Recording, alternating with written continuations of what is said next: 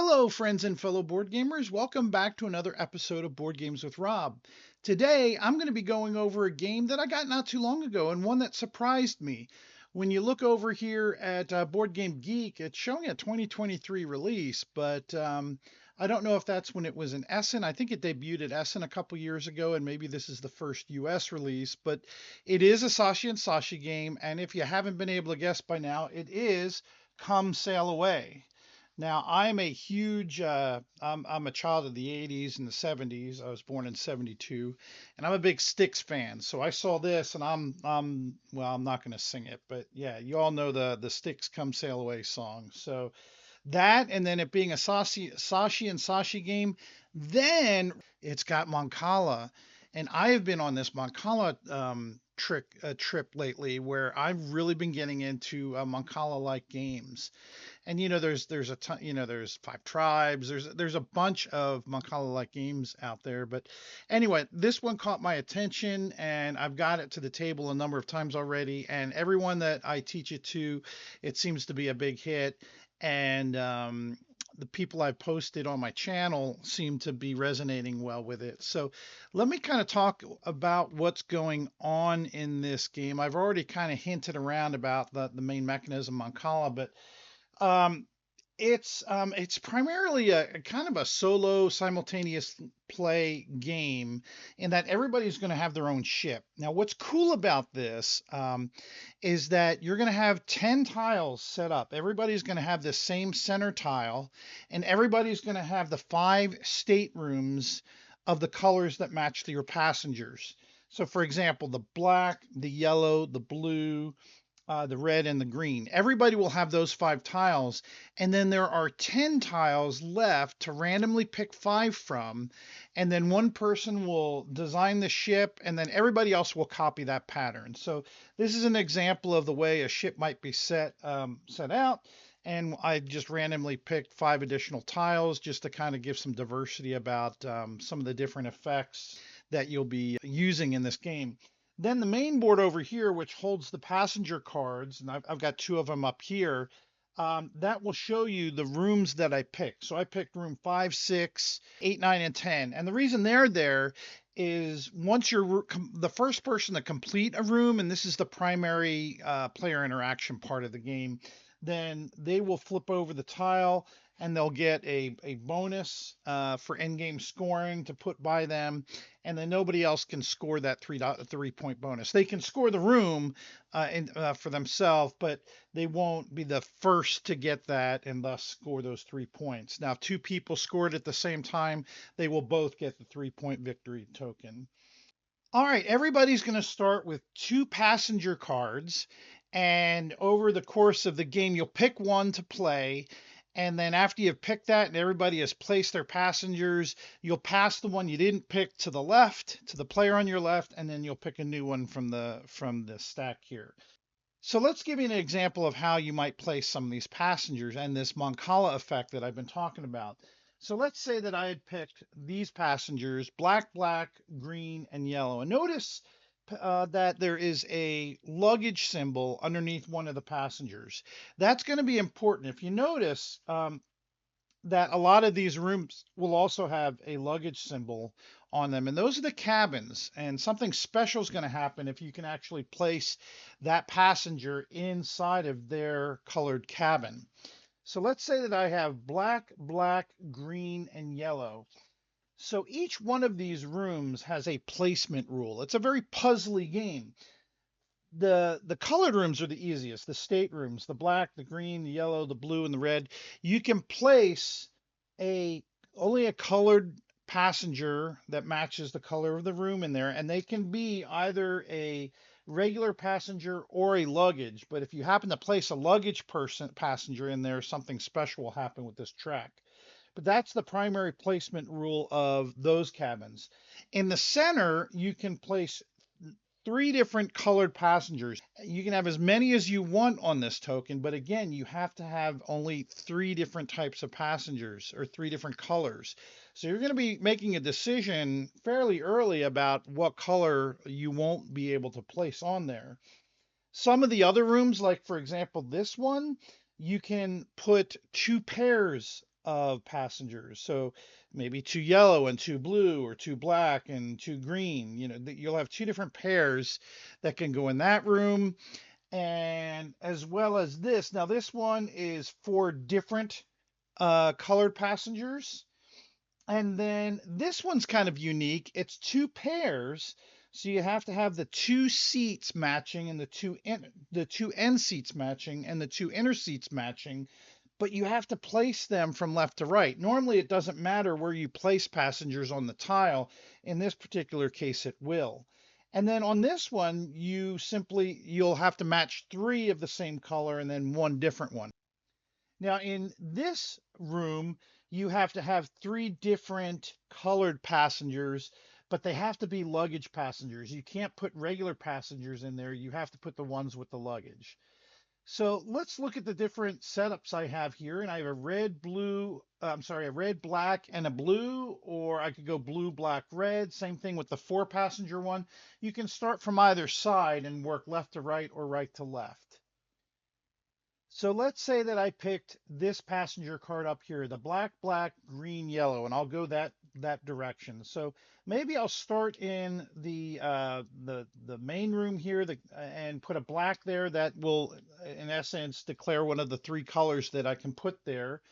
Then my second black, let's put here, which means that this other one will then have to be a black. And the way that it works, you can go in any like snake-like fashion, like Mancala.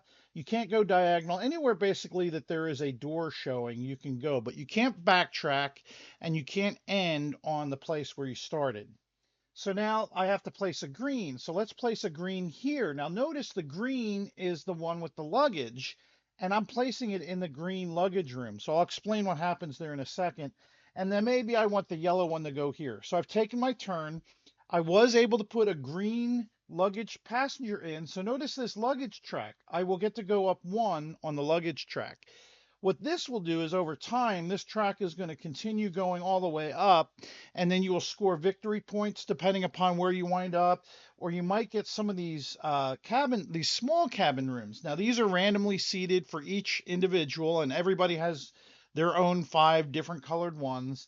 And if I ever get my luggage rack up to one of these, then I can select any one of these rooms and put them in one of these small cabin rooms. And notice I have five, but there's only places for four, so I'll only wind up placing four of them. And this adds another room where I can put a luggage passenger to move this up. Now there's other places where I might be able to take, if for example, this bonus here from the pier, this is called the pier, and put directly on my board somewhere. Or maybe I can take it in from the disgruntled passenger tile. Now, let's say, what is that? So let's say that I chose a different direction, and maybe I went this way, black. Oh, well, let's do it this way. Maybe because I want to get that green. Maybe I went black here, and then I placed my other black there, and then I can place my green, and then maybe my yellow.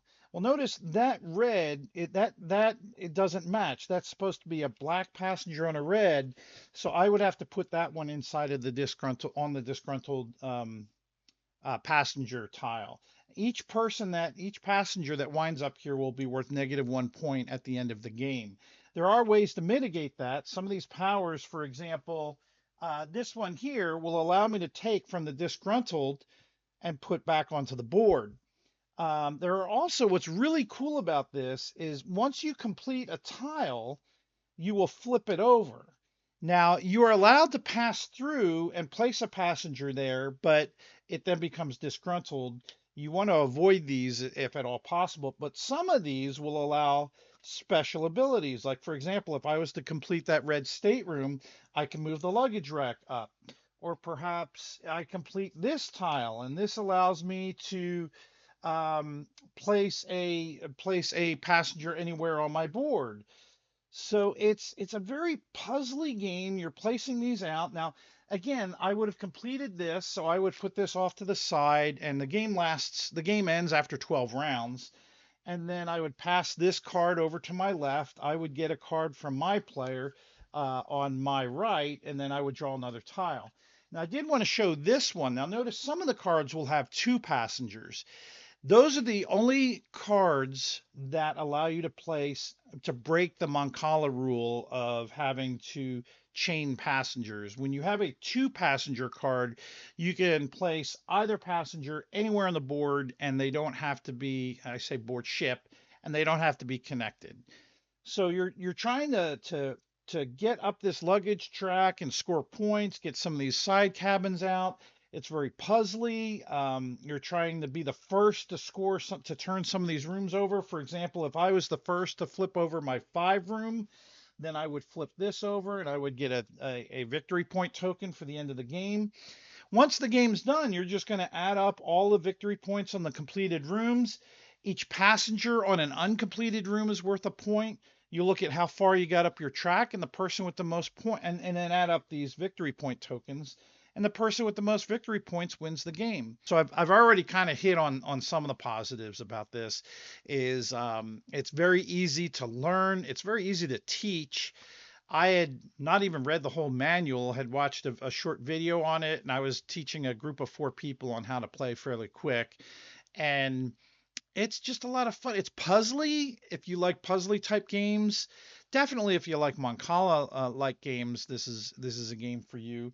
The wooden meeples or passengers are really great. They're different shapes. I mean, you've got these yellow ones that look like female passengers, in their dress and hat, and all the different colors are different shapes. The artwork is very typical of Sashi.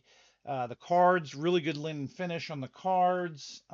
Really great components. That's another really neat thing about the game is you've got 10 tiles to pick from, and only 5 of those will be randomly selected along with the 5 cabin tiles that you'll have in every game. So every game will be a little different. You're going to randomly shuffle those and deal them out. The only room that's the same in all the games is that center room, the staircase room. I like how some of the rooms have different unique powers when you flip them, and how you have these different effects when you go across the luggage board or track up top. Now, one of the things that I did forget to add into this video was just one of the small negative things I thought about this game, and it is very minor. But all the game pieces are color coded, which is great. The back of most of all of the game pieces are color coded with one of the 4 different colors, but they're pastel, which I like the color palette, but sometimes they can be really hard to tell the difference between some of the colors. And I put 2 of the colors that are very similar, this blue or purple and this gray, which you can sort of tell right there, right in the camera. But I guess maybe the lighting wasn't so great, or in the right condition. It's hard to tell. And I don't know, with colorblind people, how that might. I mean, I'm not colorblind, and I have a hard time differentiating between the different color palettes. I would have to assume that somebody who does have a difficult time with colors would find this difficult. If somebody was to bag them all in different bags, there's not a lot of interchanging of pieces. So once they're all in a bag unique to a player, then it's not going to be a big deal. But it was something I found a little annoying when I was setting up the game. But again, it's such a minute part of it. I would rate this a 9. That is very high. That's probably my highest rated game thus far on my channel. I really enjoy this, and I can't wait to get it back to the table. So folks, that's Come Sail Away from Sashi and Sashi. I want to thank everybody for watching this video. I ask please that you subscribe and like, and maybe leave me a comment or two. What do you like? Have you had a chance to play the game? What do you like about it? What would you rate it? And most importantly, friends, have fun gaming.